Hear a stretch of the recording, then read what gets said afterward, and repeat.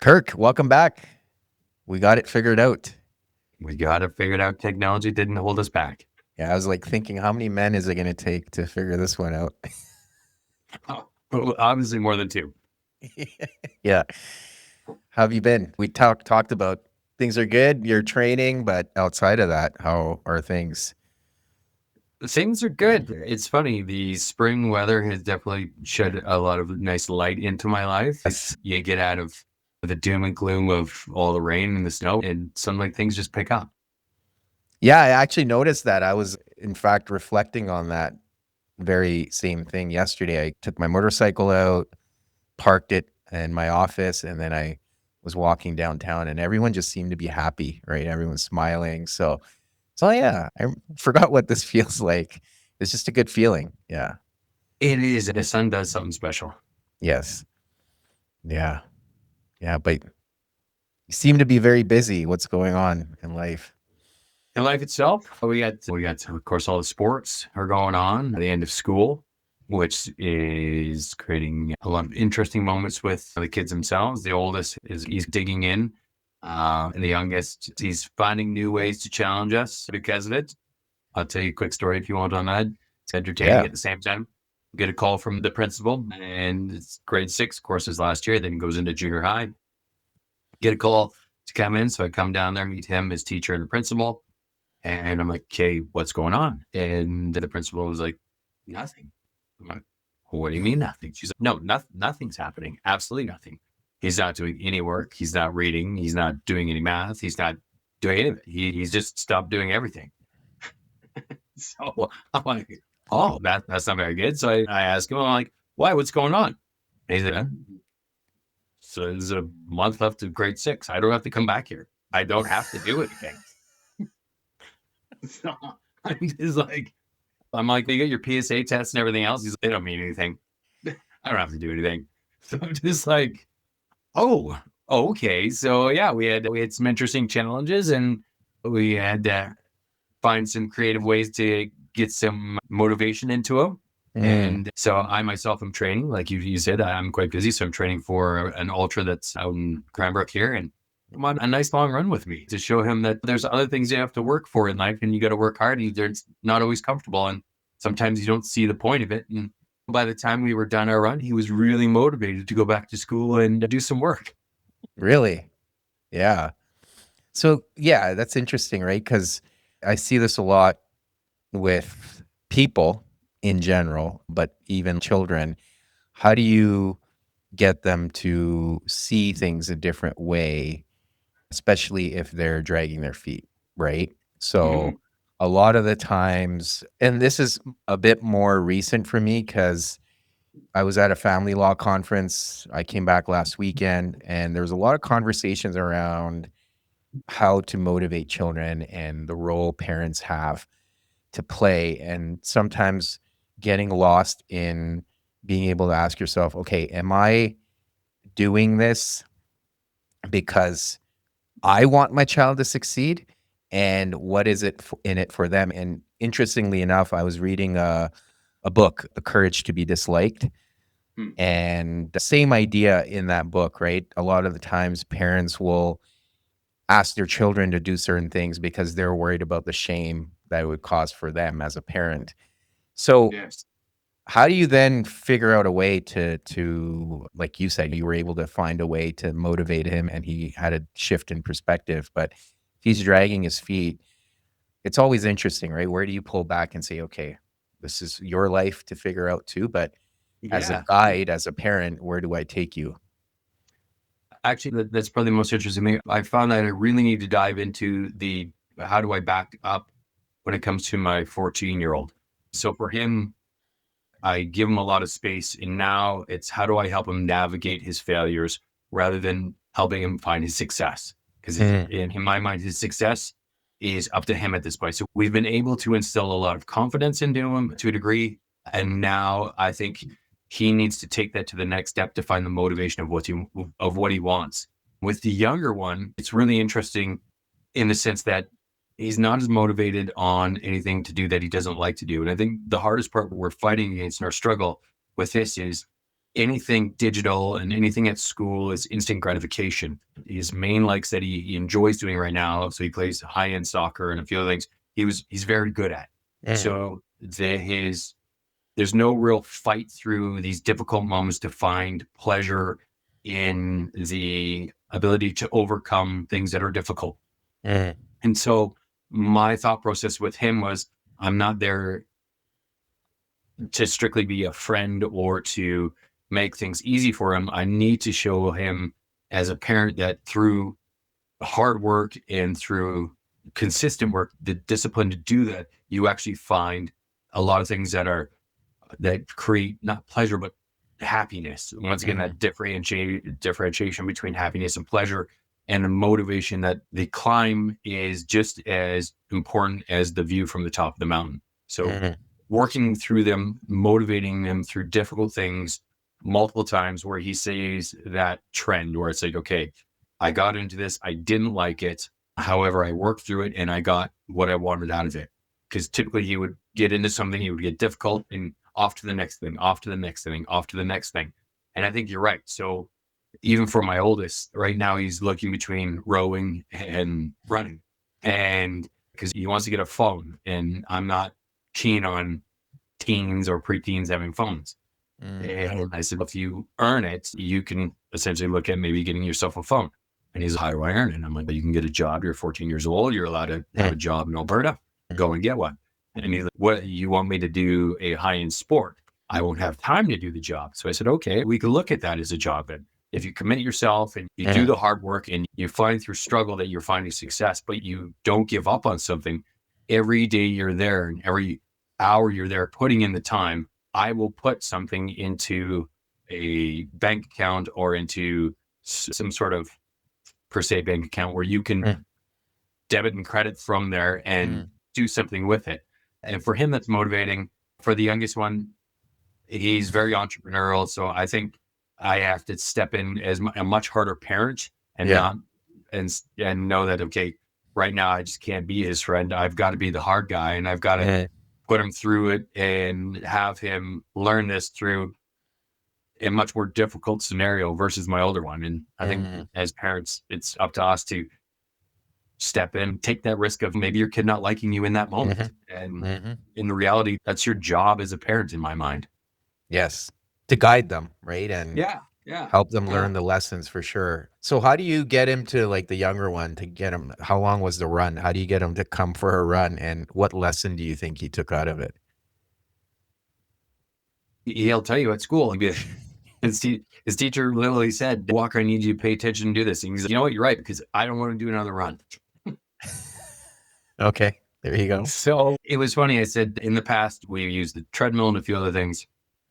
And I was like, okay, you need to understand that life just isn't about living within pleasurable moments or doing what you please. I said, we've got to be part of society and we've got to put the work in to make sure that other people other than ourselves are finding success. And we do that by actually sowing. You don't Mm, necessarily see the harvest. You got to sow first. You got to mm, put that seed in the soil. You got to water it every day before you get your grain or your crop. And then that didn't quite work. So I was like, okay, I told him we could do a 4 kilometer run if you run hard. And I see that you can't necessarily talk because you're running so hard. You need 4 kilometers that whole way. That's good. I said, if you do that, fine. I said, we could do a 6 kilometer run where you can somewhat have a conversation. And by the time you're done there, you'll see that was a lot of work and might be very uncomfortable by the mm, time you're done. And I want you to be very uncomfortable by the time mm, you're done to know that you could do hard things mm, or you could walk and we could do 12 kilometers. mhm, And he's the type of guy, he's like, I am running for you. I'm like, oh, okay. So we started walking. And the one thing he hates more than anything else is being bored. So mm, we got about 6 kilometers out and walking. And this is torture, Dad. I'm so sorry. I don't want to do this anymore. But I said, we're 6 kilometers from the house. We got to walk all the way back. And so we actually ran back and he had some tearful moments and everything else. And we talked about the purpose of what this was for. And by the time we got back, it's interesting. I think you've discussed this at some point too. We had enough alone time away where the mm, conversations between us went past the normal, this is what I want, this is very superficial things, into emotionally charged items that were holding him back, or that he was concerned about, or that he Mm, had fear about, or guilt or anything else while being in class. So we started to have some real conversations about the class. And by the time we were done the 12-kilometer run, his feet were hurting. He didn't have the great shoes on. He had a blister. But I was like, dude, you've never done 12 kilometers before. This mhm, is pretty good. So I feel like that was a huge accomplishment. I don't mm, necessarily want to ever do that again. yeah, But we had also given each other enough time to come to the same place on why this last little bit of school was so important. And in some ways, too, I think I just needed to wear him out mentally and physically to a point where he could hear something, where he wasn't looking for that next instant gratification mm, of the TV, of something else, of the fine, I'm just going to do this with my buddy over here. It was like, no, we have all of this time for you to get into a place where you can actually understand what I'm saying to you, and I can understand what you're saying to me. And we can have an honest conversation about where we need to be. So it was a much different conversation with him compared to my mm. older one. Yeah, yeah, and I like that because yes, you got him away from the distractions and created that space of I guess one of the other things is that vulnerability just comes naturally, right? Where you're like feeling broken down in a way, right? Yes. And it brings up like you could still try to hold it together, quote unquote, but it's an opportunity to be vulnerable that, hey, this really sucks. But then it brings up other emotions that perhaps you've buried. It was absolutely that, especially for him, because I think at this age, they're so worried about image. They're so Hmm. worried about fitting in.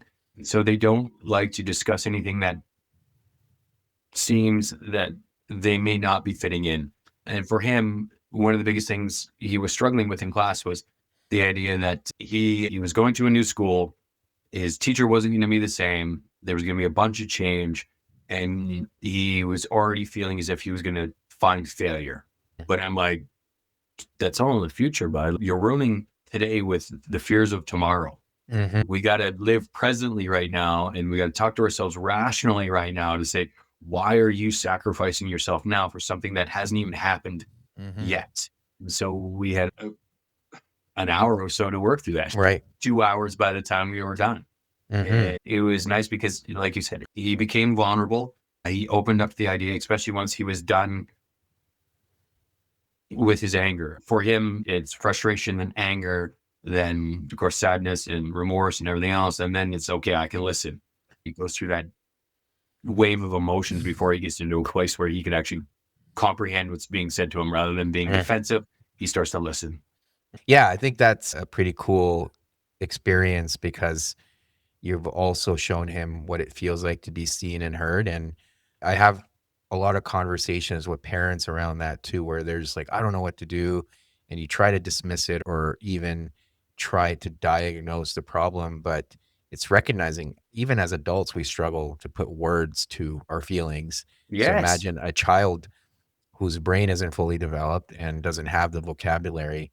How are they supposed to put it into words that the experience he's having right now with the upcoming change? That's a pretty cool story. What did you learn about yourself in that? Fool. It was interesting because we had a lot of success over the last couple of months with him. Mm, And then you let yourself kind of get comfortable with that success. mm, And in doing that, we had a lot of really good moments.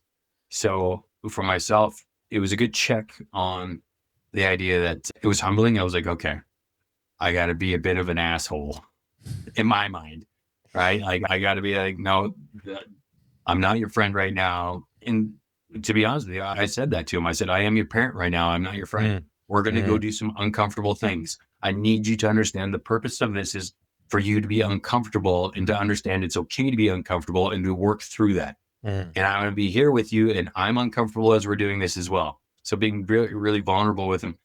And I didn't like it. I didn't like it. mm, And I think he could sense that I didn't like it.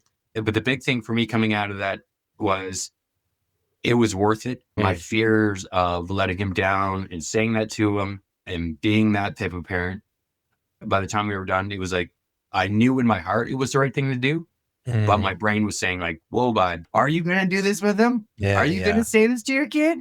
And I did. And by the time we walked out together, we both came out with a lesson learned. Yeah, that's probably the best way to put it. Yeah, no, that's awesome. So what now, obviously going through this journey of fatherhood, what do you most look forward to? And I guess in addition to that, appreciate about this role?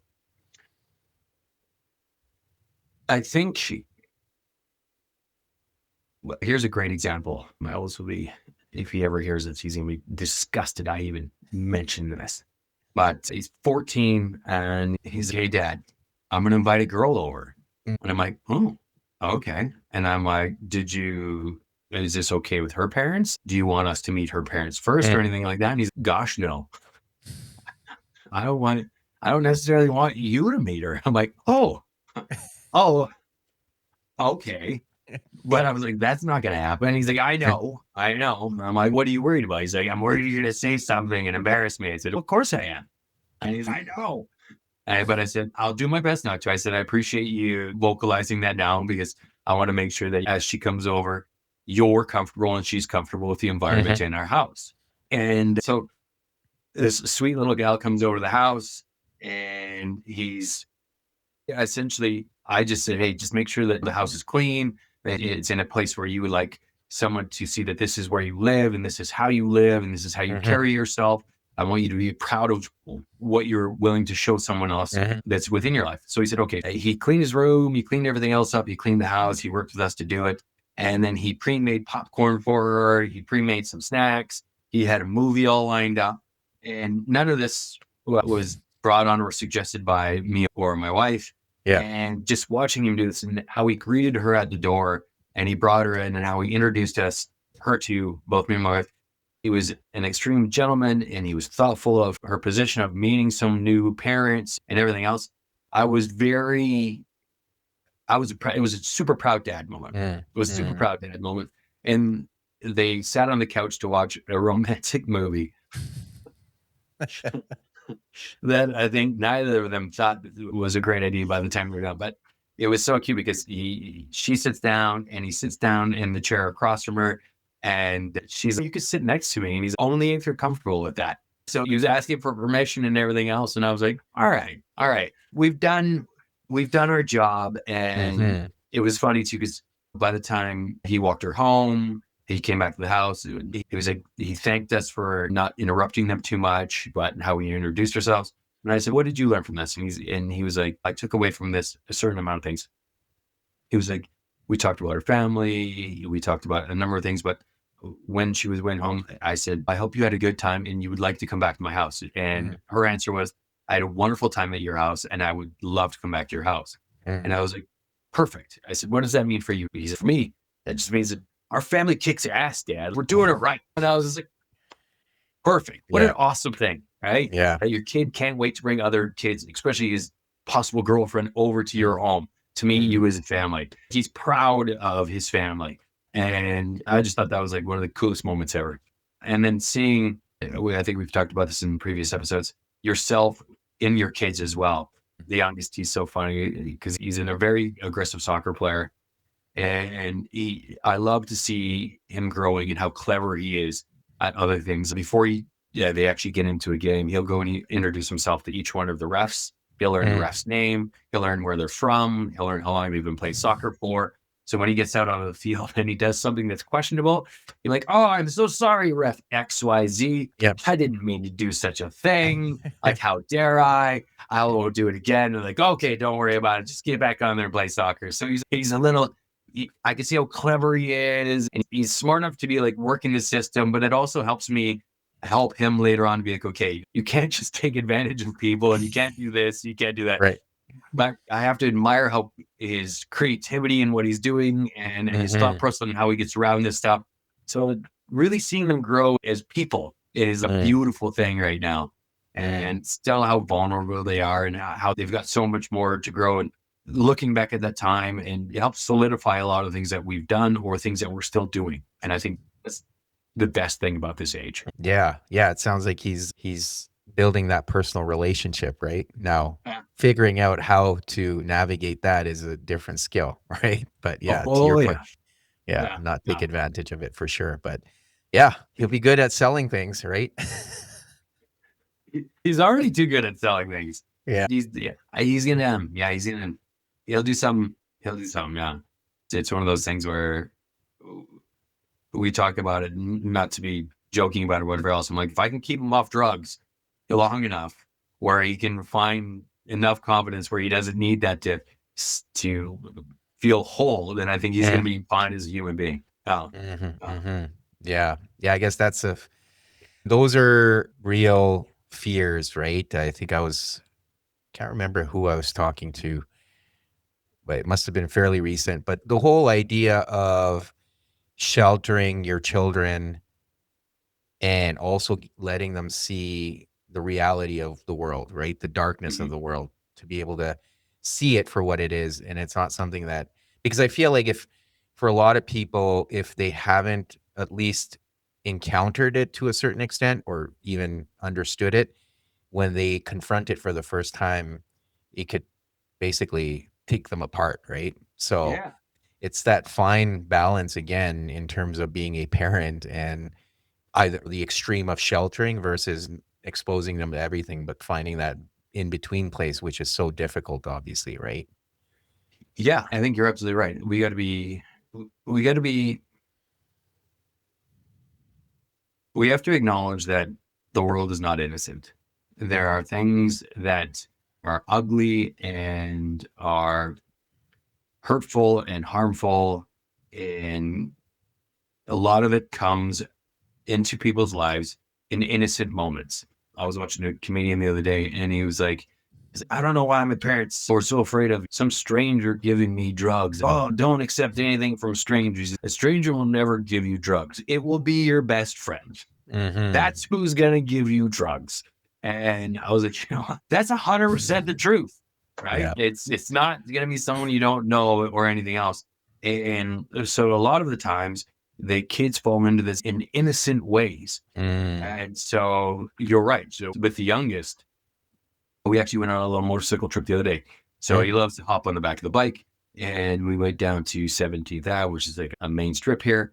And we went and I got a coffee and he got a chocolate milk. And we sat there and we walked up and down. And there we have a fentanyl problem in our city. Mm-hmm. And we ran into a couple individuals who were not having the best time. And they were obviously extreme addicts of rather fentanyl or another hard Mm. drug. And essentially, we had a conversation about them. And at first, because society loves to tell us, how dare they be here and how dare they do this? I changed the narrative to, do you think that they wanted this life? Do you think Mm-hmm. that when they first tried drugs, that they thought they would be here? And the answer, of course, was absolutely no. No one chooses that life. Mm-hmm. It is armor for something that they are going through that it got them through at that point in their lives. It could be trauma, it could be whatever else, but whatever that drug made them feel is something that they needed in that part of their lives. And Mm-hmm. it was so powerful to them that they could not let that go. Mm-hmm. And so I said to them, I want to make sure that you are in a position in your life where no drug will make you feel something that you can't give yourself. Mm. And I said, until that you are sure of that within your lives, I ask you to to not go there, Mm-hmm. because essentially this person did not choose this life. I Mm-hmm. said they fell into it out of innocence for the most part, or trying to get away from something and found themselves here. So Mm. no one wants that. So it was a really interesting conversation. And I think he understood for the most part. And I think that's one of those conversations you need to have 1,000 times for it to be Mm-hmm. heard once. Mm-hmm. But yeah, Yeah. by like you said, by not hiding him from from that situation, or having those hard conversations where like just don't talk to them, or they're just drug addicts, or just let's walk to the other side of the street and be like, Yeah. they are people Yes. and they just made a bad choice. We all make bad choices and there's held on. So how do we make sure that we don't make the same bad choice? Yeah. And one of the things I've learned working in that space is ultimately, at least in my observation, it comes back to relationships. And we tend to put so much pressure on ourselves, whether it's directed at us in terms of relationships we have, or perhaps something was missing. We may not have been seen or heard, or Mhm. we had to caretake. So a lot of that pressure, unfortunately, then manifests into whatever substance people choose or whatever addiction they choose for themselves. And unfortunately, we often focus on what that choice is as opposed to what's the root cause. And the root cause is often, at least like I said, what I've Yeah. observed is relational. It is kind of tied to what we're talking about because, again, if you're putting in that time and nurturing that relationship as a parent with your child, and there's not, based on what you shared, there's no shame, there's no, hey, you should know better, or what are you That's perfect. doing, and look how this makes me feel, all these things, there's none of that there. It's all removed. That just makes it that much easier for that relationship to just have that connection in there. Perfect. I think you're right. I think it all goes back to how we create that foundation of a relationship and what that means. And if someone's confident that they can find the emotional balance throughout their personal relationships, if it's with their family, friends, or other people within their lives, then they don't need to rely on exterior stimulants to get them there. And I think that's one of the things we need to do better within our families and within all relationships, work, the whole Mhm. nine yards. We tend to focus on pleasure, or we tend to focus on what we think is going to get us there, which is money, status, and everything else. But Yeah. yeah, I think that's a great point.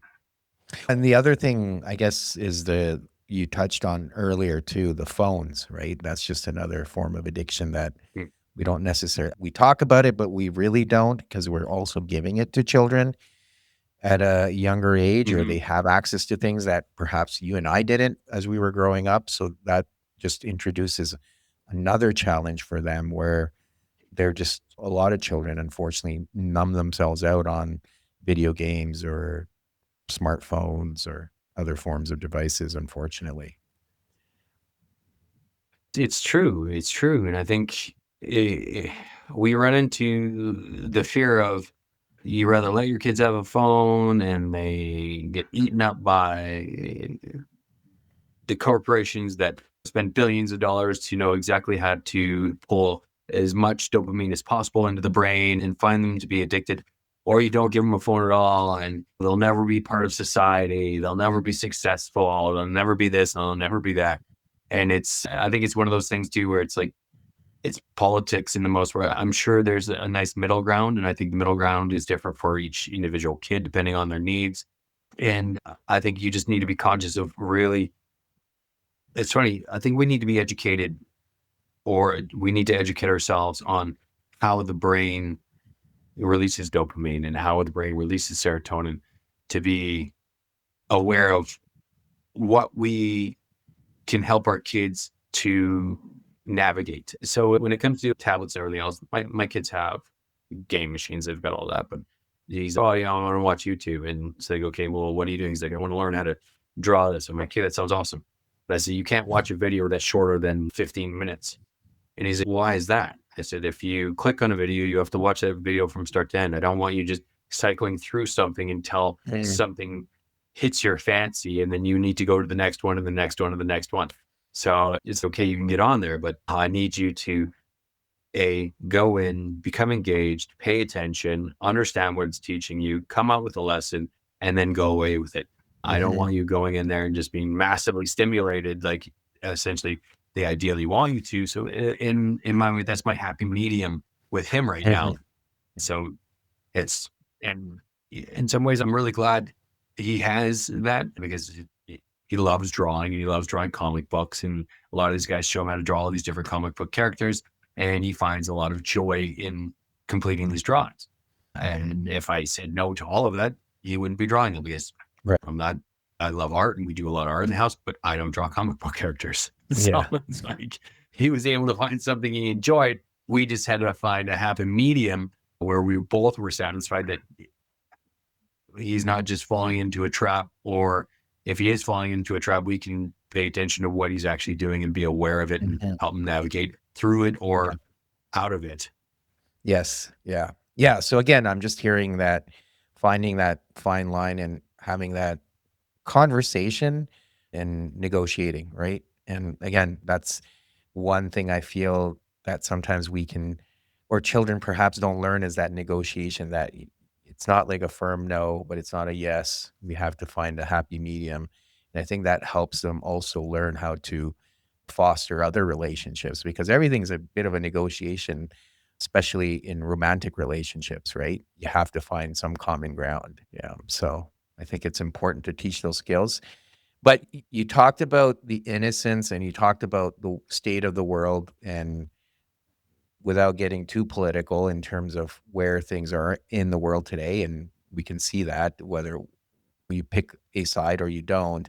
How do you have conversations around that, right? Without, I think the challenge can be, obviously you're biased. Everyone is biased to a certain extent, and perhaps you pass on your own worldviews and perceptions to your children. But how do you also foster the ability to keep an open mind and not necessarily go down a specific rabbit hole, as hard as that can be at times? Yeah, I think that's probably the hardest thing to navigate. I think you're right. I think a long time ago, I read something where the individual stated, generally for all people, for most people, they do not go into something with ill intention. They generally try to go into something with good Mhm. intention. Now, that becomes harder and harder when we start to look at today's politics and today's news and everything else, because I think, much like anybody, it's not newsworthy unless it's on either one of the spectrums. Like it's far left or far right. In the middle, it's really not news. So I think with the kids, like my youngest loves to come home and he likes to be like, Donald Trump is the devil and he's doing this. And I'm like, oh, okay. Do you know he's doing that? And he's no. So I'm like, why are we saying it? I said, he might be doing that. I said, there could be speculation that such a thing is happening. But I said, at the same time, if we don't truly know what's going on, we need to make sure that we are informing us ourselves appropriately of what is actually going on.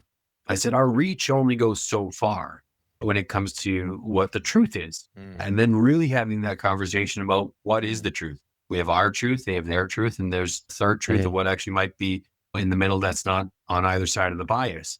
So for us, a lot of the times it mhm, comes back to sheltering them, but in the sense where I have a lot of conversations. This is my view on what's going on. And I will walk on both sides of the conversation to show that I'm doing my best not to be single minded on on a certain side.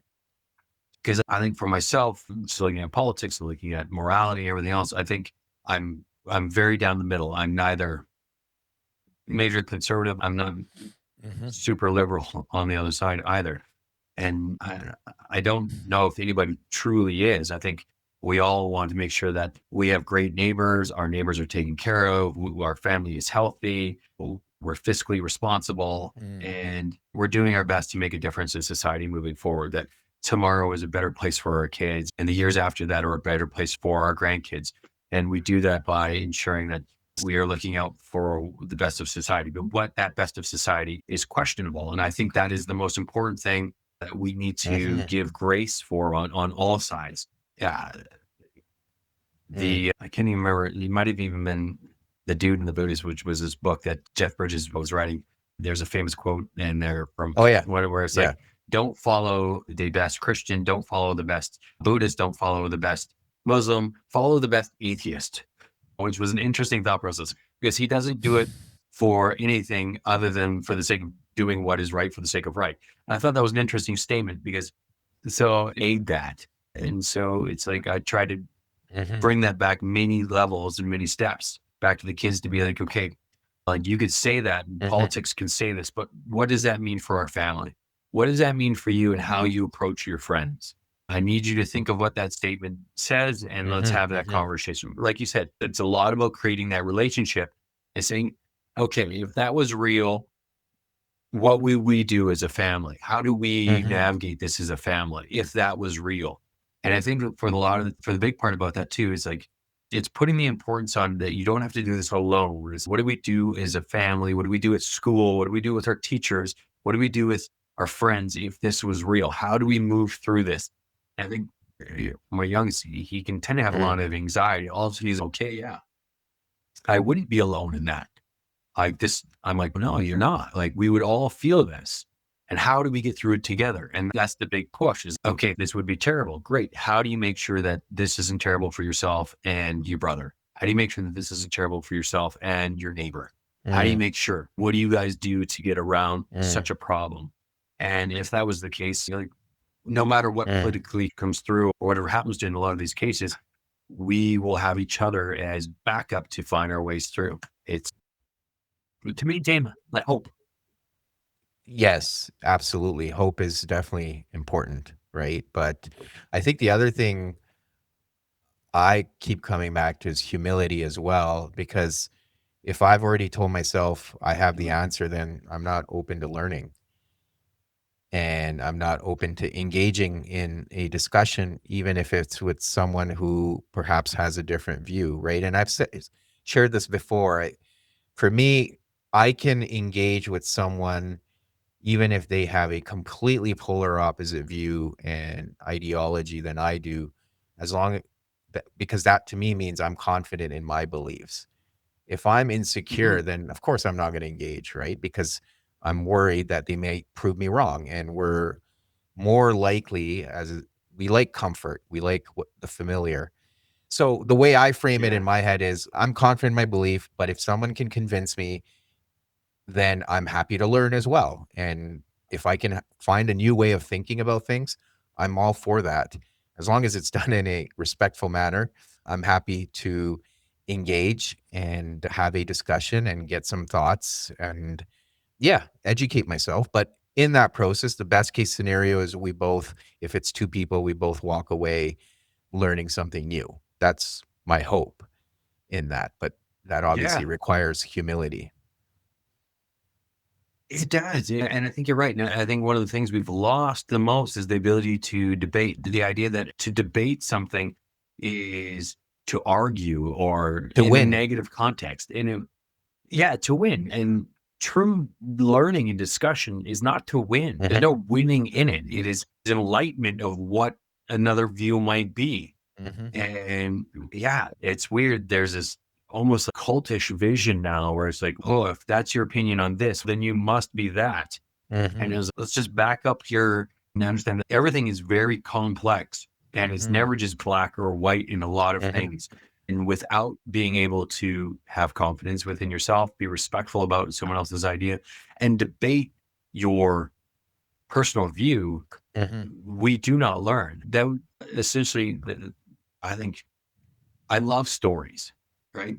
No one goes into a story saying, I know everything that this story has to tell us. Why the hell are you reading? Yes. Right. Yeah. So it's so funny in the sense that society likes to go in, watch TV series and everything else to prove themselves right. Mm, The funniest thing is, I was talking to this gal and she's, oh, I love watching murder shows about people who've murdered people. And I was like, society is already terrible enough. I don't want to watch hours of why people are murdering each other. And right. she's, no, I like to watch it because it's like, I can guess who the murderer is already and I know Mm, exactly what's going on. I was like, that's even worse. mm, In my mind, it was, why do you want to watch something to prove that you know how horrible that society is and you can pick this out within people? I said, that's a terrible skill to want to hone. And it was funny because in some ways the conversation was, that's what I like, so just leave it. Like, yes. huh, Yeah. There you go. okay. Yeah. Yeah, Yeah. for sure. Yeah, Even with even with stories, right? Sometimes people, perhaps even myself at times, we may reject the absurdity in the story that, oh, that's impossible that something like that could happen. But that's their story. That's their truth. And I feel like if we had the same perspective when we're having a discussion with someone, that's if you and I are perhaps in disagreements, that's your version of the truth. Who am I to yes. argue that and try to convince you otherwise? And I find often, even in marriage or relationships, sometimes people have the view that I want to be right and I want to prove my partner wrong. Sure, even if you accomplish that, what have you now done to your partner? Right? Like, how good do you Yes, feel? Like, you've that basically, relationship. yeah, exactly. Yeah, yeah. Where do So, you sit in that relationship now? Where is that trust? mhm, Where do you sit in those important emotional spaces where you're vulnerable when mm, you want to prove someone wrong? And it's okay to, and I think where we get back to is how we, there's something on both sides of that too, where someone, the hard part of society now, when we prove someone wrong, we want to do it on video and we want to do it where we can publicly shame someone at the same mm, time. So it was interesting because my kids went to a dance and I'm like, why are you guys dancing? Why are you all just standing around? And then someone I was talking about this to someone else. And like, oh, it's because all these kids are on video. And I was like, what do you mean? Everything that they do is being videotaped by someone on their phones or anything else. So they don't want to put themselves out there to possibly look stupid or not cool or doing the wrong thing. So they don't do anything. And so, much like you said, in a relationship, if because that's what we're seeing in society, that you're always, this is going to be a reflection of you all the time because we fear being wrong. And also, how we approach it now is I'm going to show you how wrong you are. And there's a vicious edge to it. It's not just I'm going to prove you wrong, I'm going to make you feel stupid about it. mhm, mhm. And when that comes to a relationship, especially with your wife or your kids or someone else, that should be the last thing we do. Yeah, It's my dad had a wonderful way of doing it with my mom when we were kids. And he would tell me all the time, he's like, "It- it- he's like, your mom's wrong and she knows she's wrong, but she's not going to tell you she's wrong until she comes out with a method of making sure that she came to it herself. No one showed her she was wrong. This was right, her own idea and she's right. corrected it. Look what I have learned. Not that Mhm, I've learned that I was wrong, that right. I've learned this and we're now doing this from now on. And my dad would help her get to that position. And I didn't realize how kind that was until I got in Mm, my own relationship and watched what a beautiful thing my dad did. He mm, never put my mom down because my mom wasn't as confident as he was at that time, given mhm, her upbringing and everything else. So he gave her that space to take that time and for her to find a way to come out mhm, with that knowledge that, hey, this is how we're doing it. Even though we all mm, knew, mm, it was a very kind way of him letting her come to that same position. So it was mhm. them knowing each other at that same time. Yeah, yeah. And I think what I hear in that is to be able to separate yourself from the ego, right? So Mhm. I had a growth moment, if I can share one. So Yes, please. I was having a conversation with someone I respect and look up to and often seek guidance from. And we were debating something, and he was adamant that he was right and just wrong. And this was happening in front of other people. And in the past, my tendency would have been to pull it up on Google and be like, "Look, right, I'm right." But I didn't. I did look it up and I was right, but then I was like, "You know what? There's no point in proving it and showing it to this person because they can go find out on their own, but if they truly believe they're right, then who am I to change that for them, right?" Because what I sense in that e exchange was the person was not willing to relent. So, if I would have felt that opportunity, then perhaps I would have been like, "Hey, by the way, I looked it up. This is what it is." But in the moment, I chose not to. Now, I don't know if that was a missed opportunity for them, but they have access to the internet as well. So, yeah. Yeah, I think the lovely part of that is the one thing to take out of that for myself when I get that story is when I'm arguing to make sure that I'm not positioning myself where someone doesn't want to push the agenda out of fear of me rejecting them as I am debating or as I am having those conversations to make sure that I'm positioning myself to really let them show me everything Mhm, that's within their deck of cards rather than being, because I can tend to do it. I'm very animated. I am very confident when it comes mhm, to my positions as well. yeah, And in those moments, I can overpower someone just with persona maybe even more than the actual facts of what's going on, Right. because I'm being a bigger personality than them Yes. at the same time. So that's an interesting thing for me to hear too, to be like, okay, if it's very sensitive or very important situations for me to learn, I need to make sure that I'm providing space for that Mhm. person to make sure that they are able to Yeah. show me everything that's within their hand of Mm, what they're trying to mm. prove. Yeah, and I think for me in the past, if it was the way it happened in front of other people, my ego would have definitely been bruised, and I would have been like, "How dare you? I'm gonna show you." And Yeah. then even gone out of my way to be like, "Look," right? Even if it was alone and not in front of those other people. But I think for me, the experience too was like sometimes, and I think this is just something I constantly need to work on for myself, is I am my harshest critic and I tend to beat myself up quite a bit. But Mhm. then in that too, like I look up to this person, right? So I'm almost pedestaled them, but is realization that he's human too. He's also got his Yes. quirks, and that's okay, right? I don't have to take that and dismiss all of the individual. There's still a lot of value I get from my relationship with this person, and I can just focus on that. And the other stuff is okay. It's there, right? I'm sure we all have those things. And yeah. That's very true. Someone once said to me, we all know the famous saying, try to never meet your hero because you'll always be disappointed, because essentially they have flaws. And to me, that was almost the reverse of the reality of the moment. Go meet your heroes to Hmm. understand that they do have flaws Hmm. and that they are human. Right. And in a reality, give yourself a fucking break, because if you Hmm. idolize this guy and he is just as human as you are, or her, or whatever, and they are just as human as you are, why are you not giving yourself the same compassion? But That's one of those things where it's like, we need to, yeah, go ahead. yeah. Yeah. No, I was just gonna say, I feel like in society today, we've taken that away, right? So the Mm. more of a presence you have, more of an influence you have, the more people will kick dirt on you when you're down. And it's like we've taken Yes. away from that. Hey, that person's human too, and they're more vulnerable and exposed. So yes, you may see things from time to time where they're not at their best. Yeah. Why do we need to put them down? And I feel like often it's the comparison and shame mindset we live in because we don't feel good about ourselves. So it's, oh, when we see someone Yeah. else fail, it's like, all right, this is my opportunity to feel better. But how long does Yeah. that last? How true. How true. Yeah. And I think the worst thing, yeah, you're right. So who wants to be, who would want to be a hero in today's society?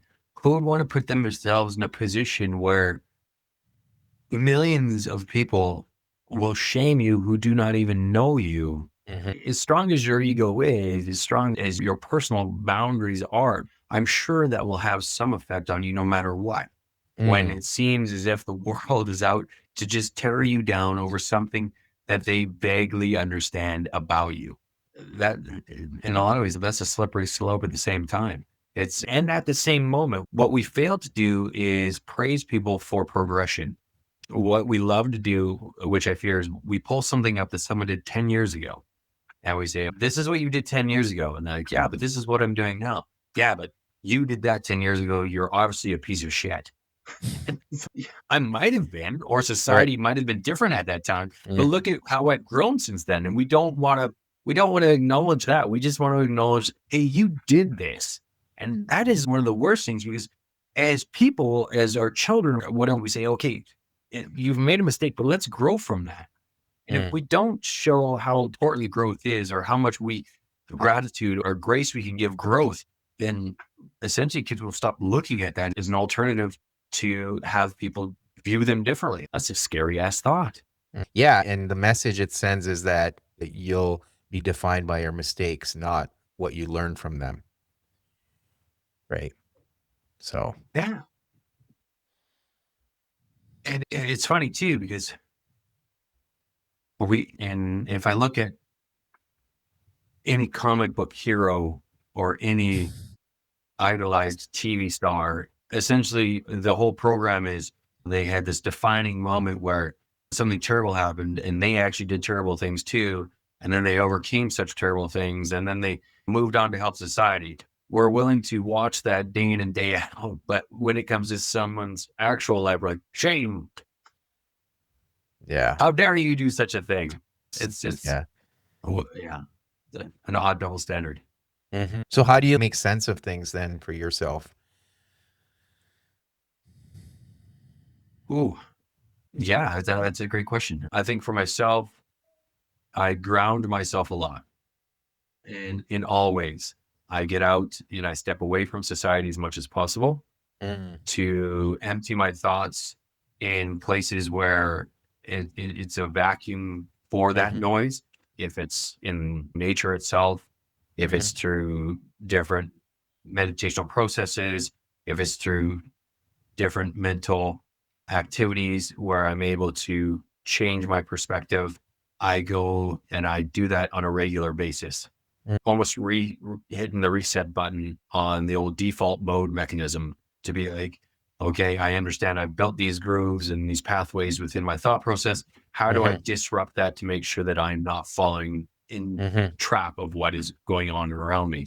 And Yeah. I think I do that through space, through Mm, giving myself space to let the echoes fall and work through that time. mhm. Yeah.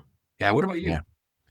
Similar, like I definitely need to ground myself and get space.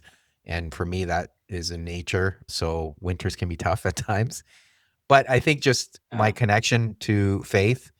So someone asked me, is that because you're Muslim? And I was like, I think anyone can find a relationship with God. It doesn't have to be based on Mhm. religion. For me, my faith facilitates that relationship, but it's Mhm. always there, right? So it just makes it that much more easier for me to connect to God. And I find that a lot in nature as well. And I definitely need that connection because it helps me realize that whatever thing I'm focused on or that's consuming my mental space or my energy or my emotions doesn't matter at the end of the day because I feel held in those moments. Yes. And there's a trust. And I guess that's how I would describe faith for me is okay, yes, I'm human. I'm having my experience. I'm upset. I'm anxious. Perhaps I'm having some anger, but you got me and I'll trust.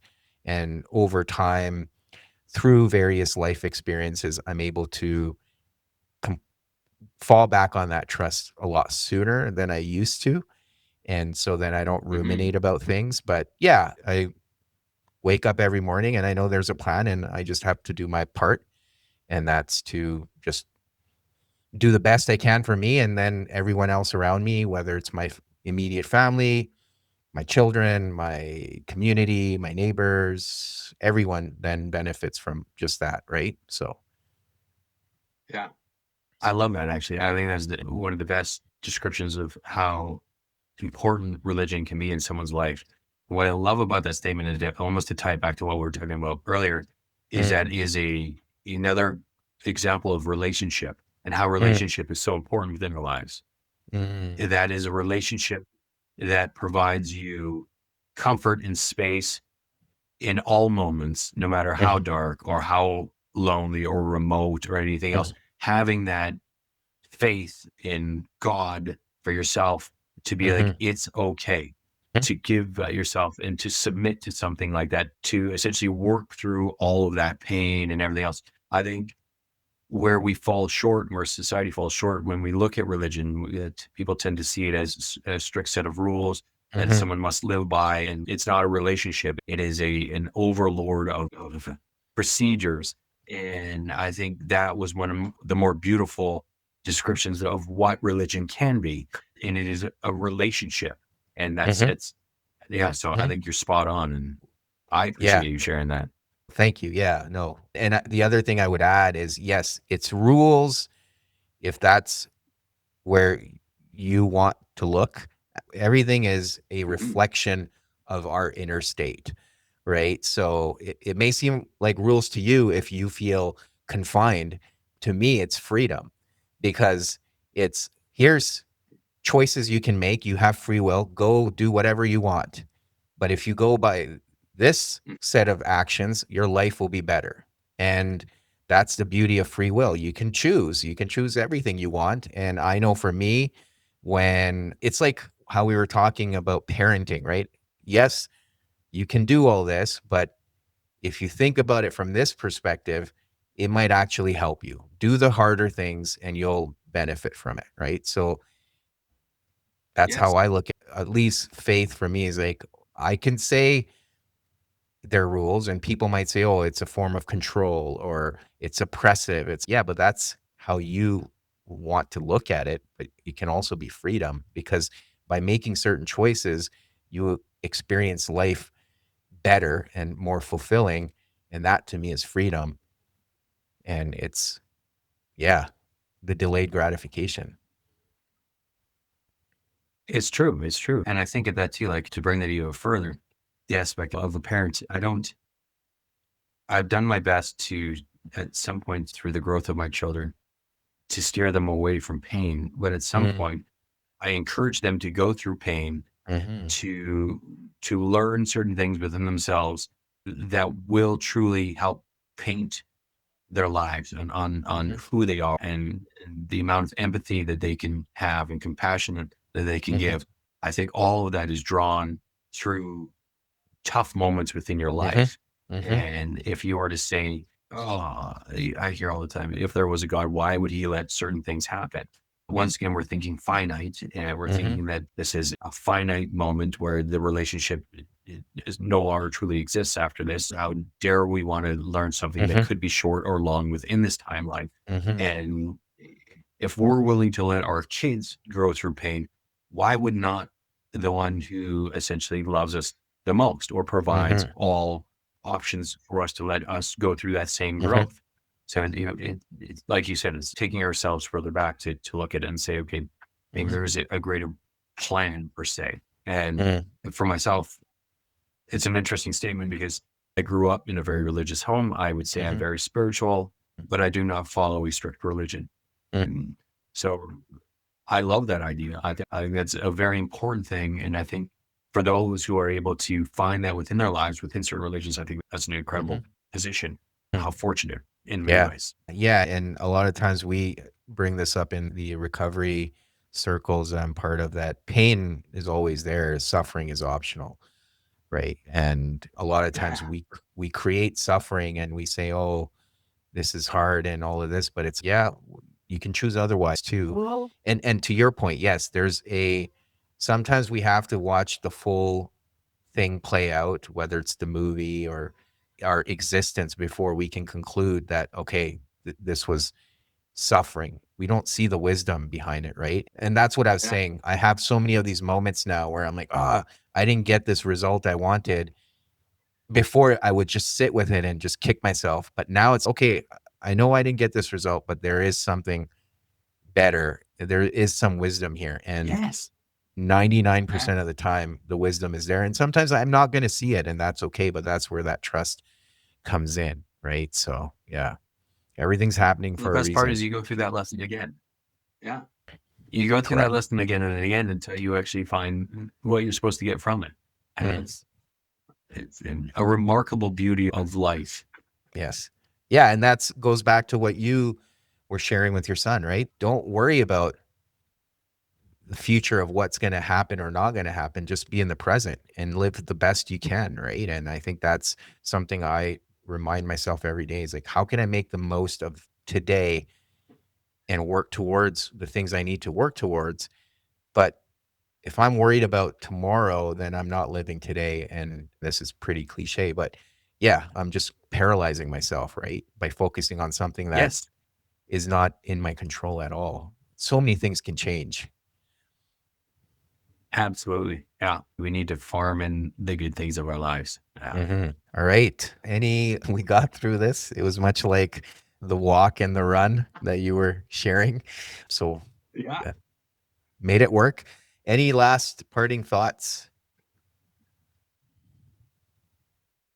Yeah.